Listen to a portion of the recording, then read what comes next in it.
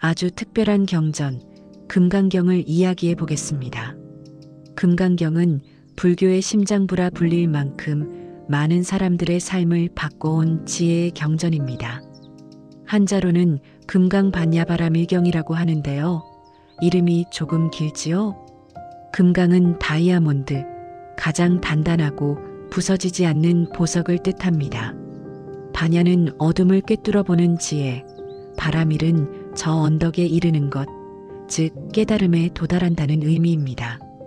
그래서 금강경은 다이아몬드처럼 단단한 지혜로 깨달음의 언덕에 이르게 하는 말씀이라는 뜻을 품고 있습니다. 이름만으로도 방향이 분명합니다. 단단한 지혜로 마음을 밝히고 집착의 사슬에서 벗어나 자유로이 살아가자는 초대이니까요. 금강경은 부처님과 제자 수보리의 대화 형식으로 이루어져 있습니다. 어느 날 수보리가 정중히 묻습니다. 세존이시여, 보살은 어떻게 마음을 내고 어떻게 살아야 합니까? 질문은 단순하지만 그 안에는 삶의 모든 고민이 응축되어 있습니다. 나는 무엇을 위해 사는가? 어떻게 마음을 써야 덜 괴롭고 더 자유로운가? 부처님은 차근차근 답합니다. 추상적 명제나 딱딱한 교리 대신 일상과 고통의 뿌리를 바로 겨누는 문장들로요. 그래서 금강경은 철학이면서 수행의 지침서이고 지식이면서 삶을 바꾸는 힘입니다. 책장을 넘기듯 구절을 따라가다 보면 내 마음에 습관 붙잡고 비교하고 두려워하고 기대하는 이 어떻게 나를 묶어두는지 보이기 시작합니다. 금강경의 가장 큰 주제는 집착을 내려놓고 공의 지혜를 깨닫는 것입니다. 우리는 늘 내 것이라 부르며 붙잡습니다. 내 장난감, 내 성적, 내 자리, 내 이름, 내 체면, 내 계획 붙잡을수록 불안은 더해지고 놓을수록 마음은 가벼워집니다. 부처님은 말씀합니다. 그 모든 것은 잠시 머무는 것일 뿐 진짜로 내 것이 아니다. 여기서 잠시가 핵심입니다. 인연 따라 생겨나고 인연 따라 변하며 인연 따라 사라집니다. 나라고 믿는 것도 사실은 여러 조건이 모여 잠시 형성된 흐름일 뿐 고정된 실체가 없습니다. 이것을 무아라고 합니다. 무아는 나는 없다는 허무가 아니라 고정된 자아가 없다는 통찰입니다. 그래서 더 유연하고 더 넓어지고 더 따뜻해질 수 있습니다. 내가 굳게 고집하는 나가 느슨해질 때 상대의 입장도 들어오고 상황을 더 크게 볼 수 있고 선택의 폭이 넓어지거든요. 여러분, 바닷가에서 모래성을 쌓아본 적 있나요? 정성껏 모양을 내면 성처럼 보이지만 파도가 오면 금세 무너져 버립니다. 멋졌던 모습은 사라지고 모래는 다시 모래로 돌아갑니다. 우리가 집착하는 것들은 그 모래성과 닮아 있습니다. 잠시 반짝이지만 영원하지 않습니다. 내 노력으로 만든 모래성을 사랑하는 마음 자체는 소중합니다. 다만 그것을 영원한 성이라 착각하는 순간 괴로움이 시작됩니다. 금강경은 우리에게 그 경계를 보여줍니다. 사랑은 하되 집착은 놓아라. 책임은 지되 고집은 놓아라. 마음을 내되 머무르지는 말아라. 이제 금강경의 핵심 구절들을 차례로 살펴보겠습니다. 첫째는 응무소주의 생기심입니다. 어디에도 머무르지 말고 그 마음을 내라는 뜻입니다. 부처님은 말합니다. 보살은 어디에도 머물지 않고 마음을 내야 한다. 형상에도 머물지 말고 소리에도 머물지 말며 생각에도 머물지 말라. 마음은 늘 움직이는 바람과 같습니다. 우리는 보고 듣는 것에 쉽게 끌리고 평가하고 낙인 찍고 반복해서 떠올립니다. 그 과정에서 마음은 점점 좁아집니다. 응무소주의 생기심은 좁아진 마음을 다시 넓히는 열쇠입니다. 머무르지 않음은 무책임이 아니라 유연함입니다. 상황과 필요에 따라 가장 선한 선택을 하되 그 선택을 절대화하지 않는 태도입니다. 오늘 옳았던 것이 내일도 반드시 옳은 것은 아니니까요. 일상에서 생각해 봅시다. 친구와 장난감을 두고 다툴 때 이건 내 거야 라고 꼭 쥐고 있으면 즐거움은 사라지고 마음은 점점 단단해집니다. 같이 쓰자 하고 조금 내려놓으면 관계가 부드러워지고 놀이가 다시 시작됩니다. 점수에 붙들리면 불안이 커지고 배움의 기쁨은 사라집니다.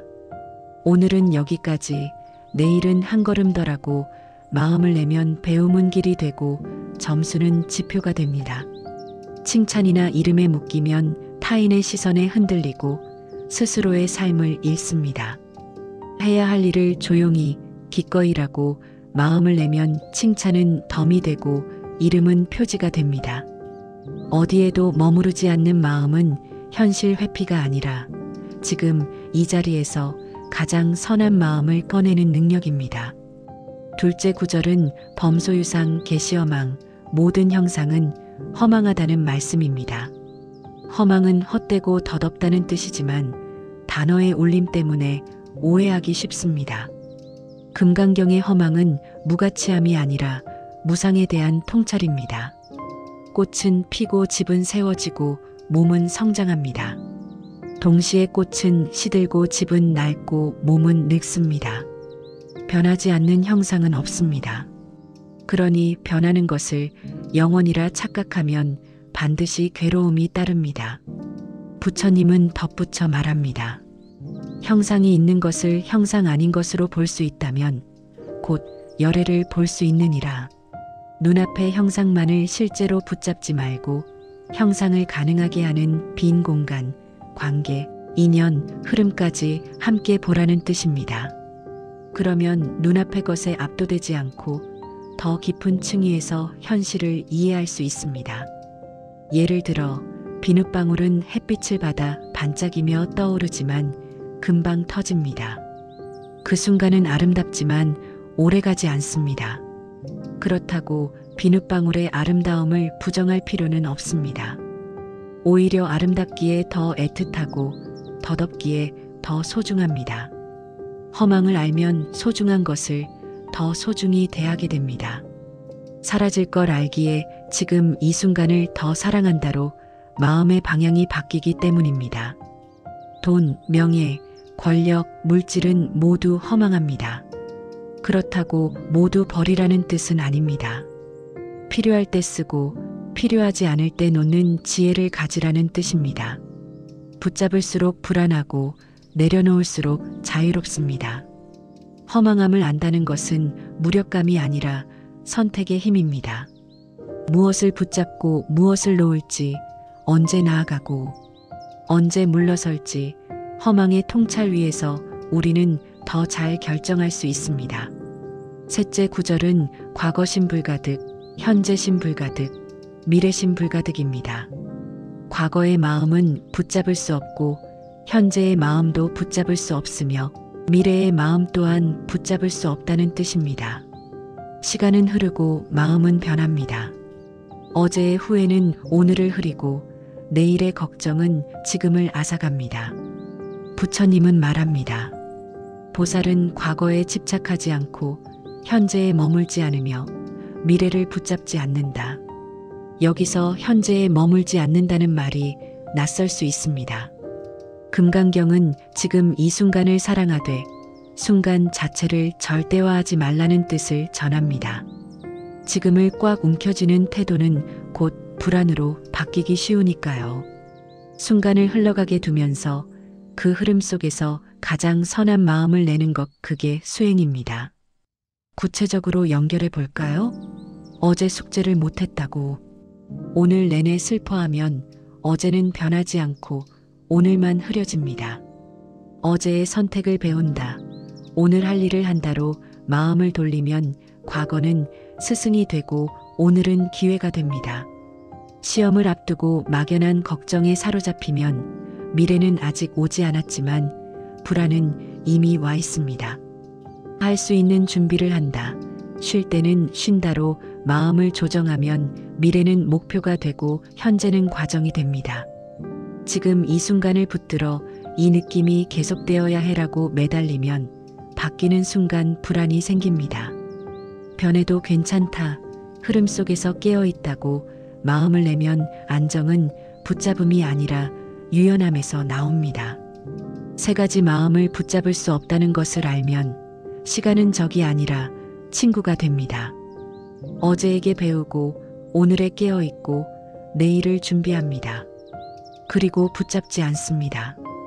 이 세 구절은 서로 연결되어 있습니다. 어디에도 머무르지 않는 마음은 모든 형상이 허망하다는 통찰 위에 서 있습니다.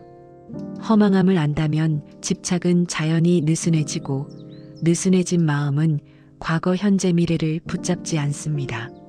세 구절을 통해 집착은 줄고 자유는 늘며 마음은 단단해지면서도 부드럽습니다. 금강이라는 이름이 여기서 빛납니다. 딱딱한 고집이 아니라 단단한 지혜입니다. 상황이 바뀌어도 흔들리지 않는 기준, 바로 집착을 내려놓고 선한 마음을 내는 태도입니다. 이제 이 가르침을 삶의 움직임 속에 놓아봅시다. 관계에서는 존중은 지키되 기대는 줄이기입니다. 상대가 변할 수 있음을 인정하면 실망이 줄고 존중이 깊어집니다. 일에서는 목표는 세우되 결과에 매달리지 않기입니다.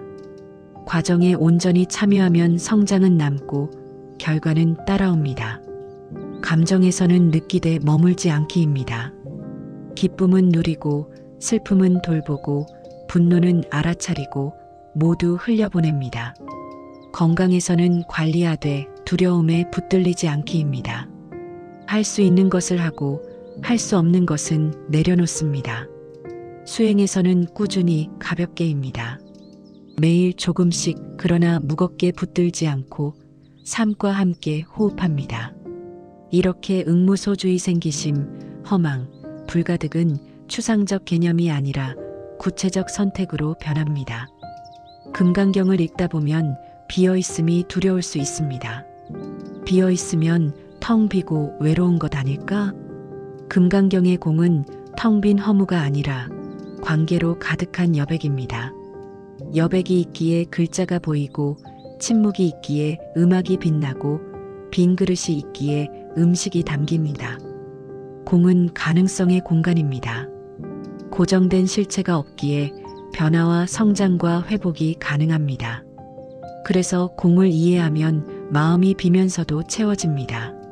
잡념은 비고 자비와 지혜가 채워집니다. 상은 줄고 관계가 늘고 고집은 줄고 책임이 늘어납니다.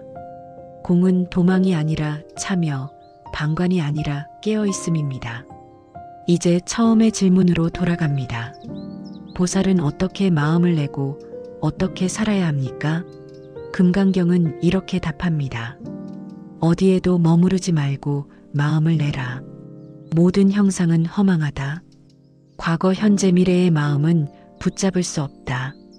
그리고 그 마음으로 오늘의 자리에서 필요한 행동을 하라. 더 소중하고 더 따뜻하고 더 명료하게. 이 답은 거창하지 않지만 실천하면 삶이 달라집니다. 타인의 말에 덜 흔들리고 내 감정에 덜 휘둘리며 선택이 선명해집니다. 무엇보다 마음이 가벼워집니다. 가벼움은 책임 회피가 아니라 불필요한 집착을 내려놓은 경쾌함입니다. 경쾌한 마음은 오래갑니다. 단단하면서도 부드러우니까요. 마지막으로 금강경을 삶에 두는 작은 방법을 제안합니다. 아침에 짧게 마음을 내는 문장을 한 줄 떠올립니다. 오늘은 머무르지 않고 필요한 마음을 내겠다. 낮에 일이 막힐 때 스스로에게 묻습니다. 지금 내가 붙잡는 상은 무엇인가? 보이는 것, 들리는 것, 떠오르는 생각 중 무엇에 머무르는지 점검합니다. 저녁엔 하루를 정리하며 말합니다. 변한 것과 변하지 않은 것 모두 고마웠다. 그리고 놓습니다. 이 작은 습관들이 쌓이면 금강경은 책 속의 경전이 아니라 내 삶의 리듬이 됩니다. 오늘 우리는 금강경의 세 가지 핵심 구절 응무소주의 생기심, 범소유상, 계시어망, 과거 현재 미래심 불가득을 따라 마음의 방향을 살펴보았습니다. 결론은 간단합니다. 집착을 내려놓고 공과 무아의 지혜를 살리면 마음은 더 자유롭고 삶은 더 따뜻해집니다.